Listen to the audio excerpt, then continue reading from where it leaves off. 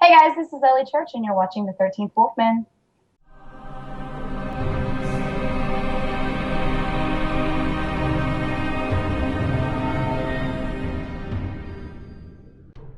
Hey everyone, I'm the 13th Wolfman, and you know what? I finally tracked her down. I finally got her on board, and she finally agreed to the schedule. I have Ellie Church on Sit Down. You know her from Mania. You know her from Frankenstein Created Bikers. You know her from Harvest Lake, and even her first movie, And Then You Die. Welcome to Sit Down, Ellie. Thank you very much. How are you? I'm doing great. Awesome. So I mentioned your first movie, And Then You Die. Yes. Yeah. How did you get involved with that particular movie? I mean, what was the going on process? I mean, this to be your first film, you went out, you auditioned somewhere, but I mean, Yeah, I think I found that project on Craigslist actually. I didn't really have a lot of connections at all. I had done like a kind of a live action sort of documentary. It's actually I think that's playing at the Gateway. It might be this weekend, called Science, Sex, and the Ladies. It was a visual essay, is what they call it, about the myths of female orgasm. So it was extremely interesting. But I did that before I did And Then You Die, but that wasn't. I mean, that my role in that was very, very, very small. So that was just my first time in front of the camera. And then I did a short film, and I did And Then You Die. So at that point, I had hardly any connections, and so I went to Craigslist and I found Daniel Murphy, who I called up, and to my surprise, he was English, and that was weird because he lives in Indiana, and I didn't expect it. And I met a lot of really good friends on that set, and had a lot of really good times and learned a lot. yeah, I like the movie. I've seen it like once, but it's one of those movies that just kind of sticks with you. And then Sure. later I was like, oh wow, Ellie Church. I've seen you in other stuff uh, Mania. I saw that and a few other things, and I'm like, oh wow, okay, I remember her from And Then You Die. Cool, awesome. So you've got a few movies coming out this year, Yeah, Frankenstein Created Bikers. Harvest which Lake just had its. Oh, sorry. Go ahead. oh, Frankenstein Created Bikers, which is the James Burkett film. It's the sequel to Dear God No. Hmm. It's you and Tristan again. Yeah, me and Tristan did. We did three movies together in the course of a year. Um, we did Mania, we did Frankenstein Created Bikers, and then we did Harvest Lake. So Tristan's somebody who I'm very comfortable with, and I trust Tristan, to bring good things to the table. So I like working with her a lot. Looking forward to Frankenstein Created Bikers. I reviewed the original film when it for Oh, Dear God awesome. No when it came out, and when I found out that James was going to do another one, I was like, oh wow. And then again, your name came up, and I was like, this was one of the first times that I tried to get in contact with you. I was like, oh wow, she's in that. I want to bring her on and talk to her about that. So, Yeah. Yeah, it's kind of hard to pin me down sometimes. You can you're a ask busy anyone. person. um, yeah, so let's see.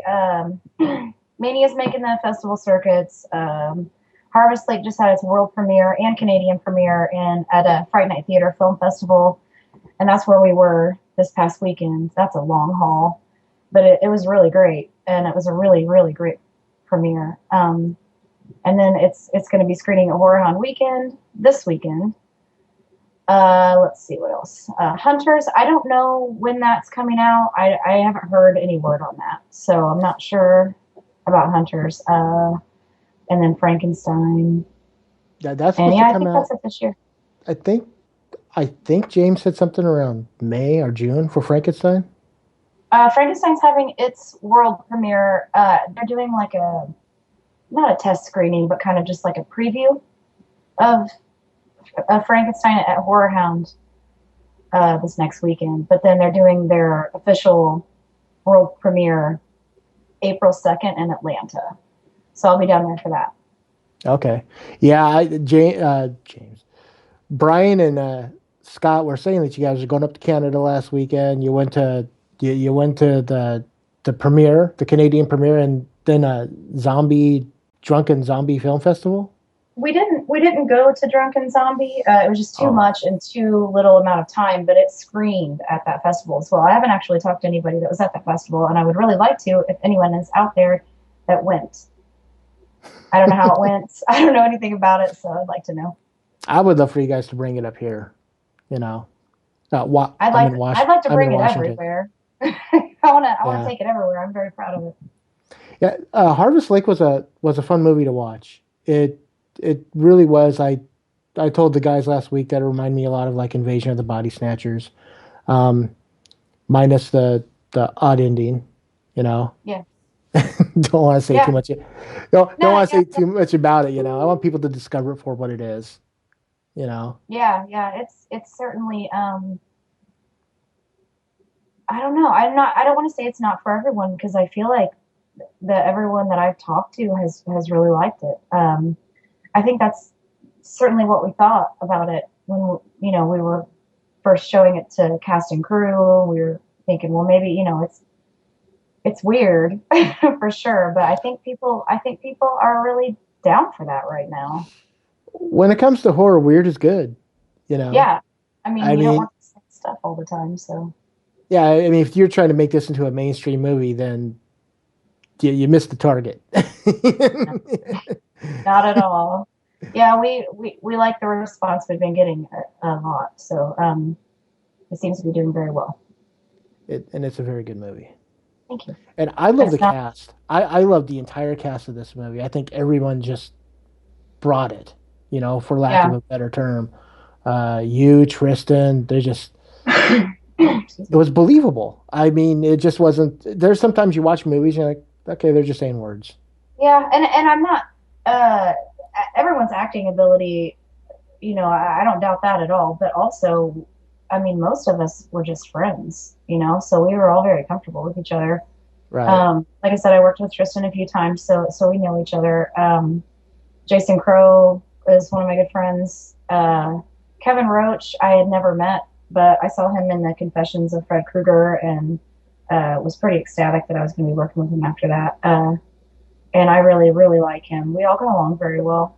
Dan Nye, I met him a couple weekends before I think that we started filming Harvest Lake, but we instantly, got along. Um, it's hard for me to not get along with people because I guess that's just It's your I'm pretty personality. I'm pretty lighthearted and laid back, so unless you're just an awful person. Okay, well uh, then that kind of so answers my next question. Well, I know that you're married to Brian, yes. and you got to do love scenes in these movies. I mean, does it ever get uncomfortable? No. No, never. Me and Brian have never had that sort of relationship where we've been upset or jealous about anything. So I mean, obviously Brian knows it's a job. He's involved in Yeah. film. I mean, he he loved the script for Harvest Lake, and we went with it. So, no, me and Brian aren't like that at all. We don't. No, I wasn't trying to. I'm not trying Oh to. no, yeah, we don't care. It's all That's art. that's a good way to be. I mean, I'm glad to hear that, but there's just sometimes you just never know. Yeah, Uh, and I mean, you'll run into that too, making films. You'll run into, you have an actress that you think is perfect for a role, but then she's got this boyfriend who's very jealous and won't uh, let her, so that's a downer. it, Basically, unless he's her manager, I don't see the problem. Yeah, I guess. Well, I'm not gonna say guys. I mean, guys and girls, and guys and girls Yeah, just have a lot of insecurities. So. yeah, it is. What are you working on now? I mean, I know that we talked about a few things, but do you have anything that you're gearing up for to get ready to start shooting? Um, Actually, right now I'm kind of excited to have a little bit of a break. Not really because we're doing some touring with Harvest Lake, and I'll be going to the Frankenstein premiere, and then I'm going to go up to Shop Stop for Frankenstein. So really, it's not a break. It's just something different. It's just conventions and film festivals right now. But I'm not exactly sure. But the plan still is to make the Bad Man, and I don't want to say a time frame on that or anything. Um, Brian and Scott know, I'm sure. But that's the Bad Man is my passion project maximum. Like that is the thing that it's the script that I've read that I can't not do. If it doesn't happen, I'll be devastated. And I think it will. I mean, I kind of, you know, it's happened. It's already the wheels are turning. But yeah, that project is that's the big deal. So Yeah, that's the one that the Brian and Scott were talking about last week, the Batman. yeah, I I I well, I, that I know basically. I mean, they didn't really talk they didn't really talk what it was really about, but I'm now that I've heard from three people that this is the passion thing, I want to see it. You it's know. that script is gut wrenching and awful, and I love it. So have you always been a horror fan, or were you just always an actress? You know what? I really didn't start acting until God. I started trying to get into acting, and I started working. I just started working the booth for Trauma, um, 6.5, 7 years ago. God, that's so long. Um, to me, it doesn't feel like that long, but that's whenever I started working for Trauma. Lloyd introduced me to a lot of people and kind of talked me into it. He's like, "Why aren't you acting? Why, you're doing great here. Why don't you try to get into it?" And then he would introduce me to people, and that was really cool. But uh, God, I'm sorry, I'm trying to think. That's okay. So yeah, so it's only been about I'd say 6 years before I even got into acting at all. But And were you always a horror fan?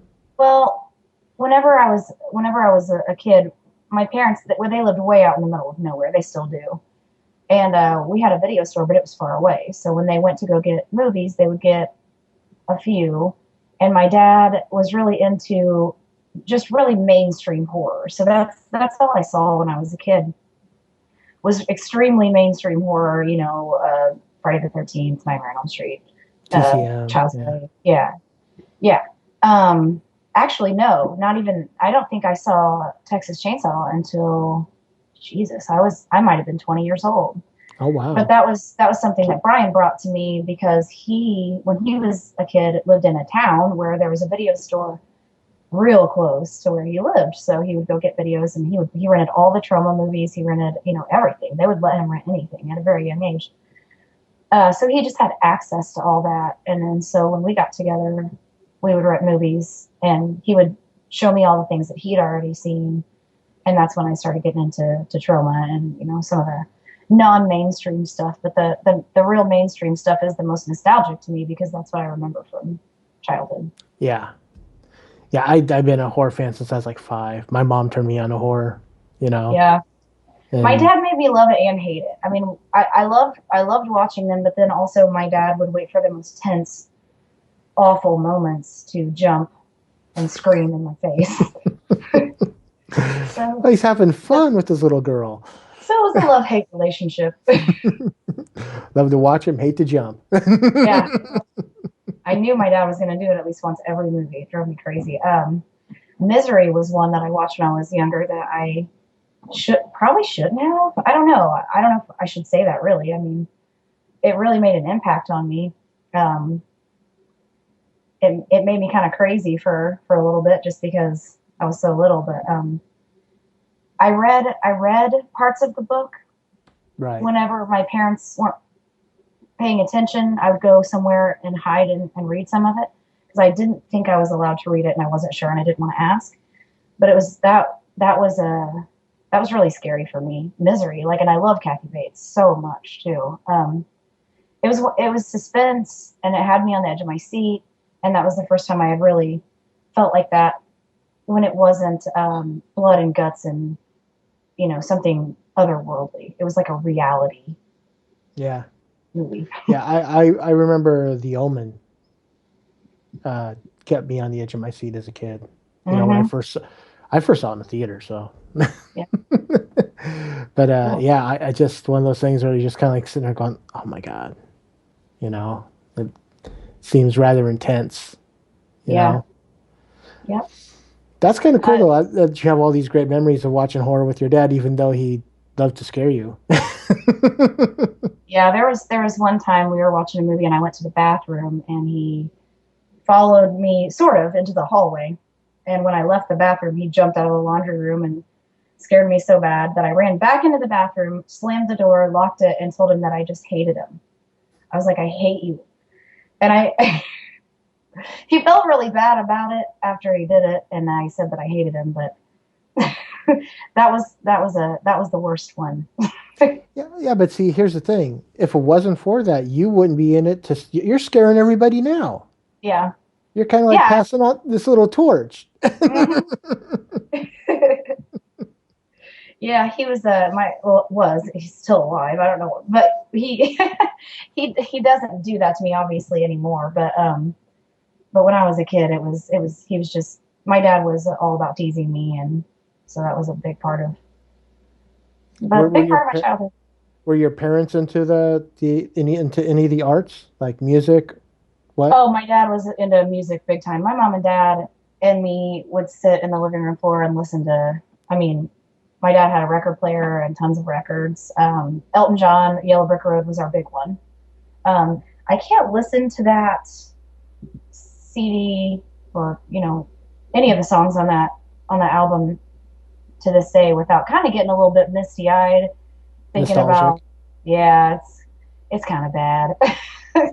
But yeah, we sat on the floor and sang together and danced around. We were a pretty silly family, so we had a lot of That's fun.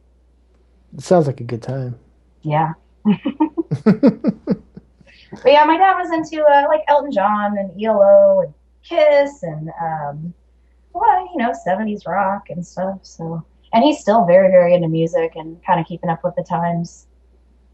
Yeah, there gets to a point though. I mean, I'm the same thing. It's like, 70s rock, 80s metal, 90s grunge. I was into all those scenes when they were happening.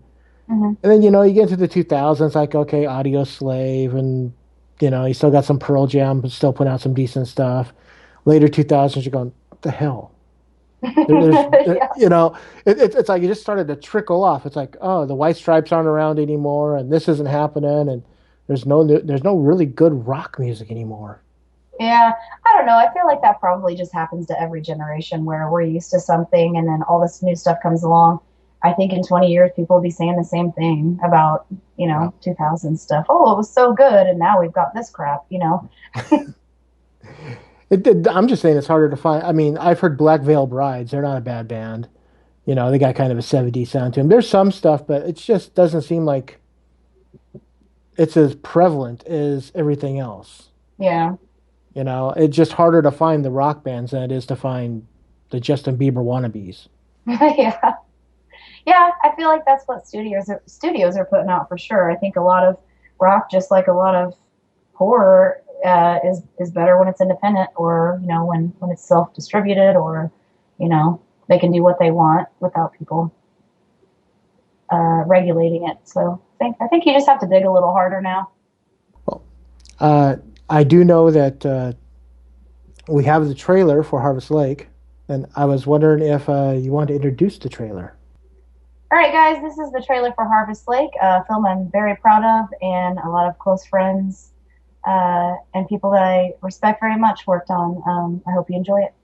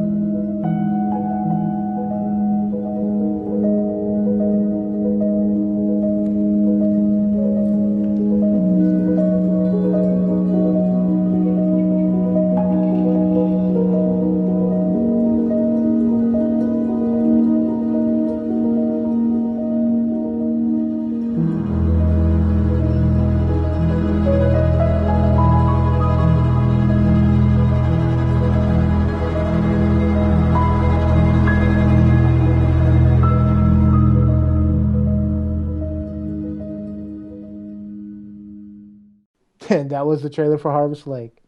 Ellie, I want to thank you for coming on. Uh, if anyone wants to catch up with you, what social medias, and I know you probably use most of them, do people go to catch up with you on? I'm a Facebook girl. I know Twitter's the smart thing to do, but it's just not my thing to do. So, Facebook. I have like like a fan page, I guess, and then a regular personal page. That one's pretty full, but if I know somebody or if you send me a message, and I'll be willing to kick somebody off that I never talked to add somebody else on that I will.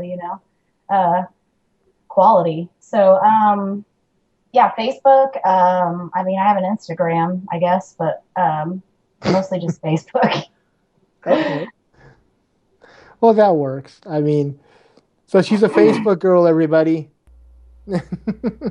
Check her out Totally. on check Ellie Church out on Facebook. Check her out on Harvest Lake. And when Frankenstein Created Bikers comes out, check her out in that. For Ellie Church, I'm the 13th Wolfman, and I'm on the prowl.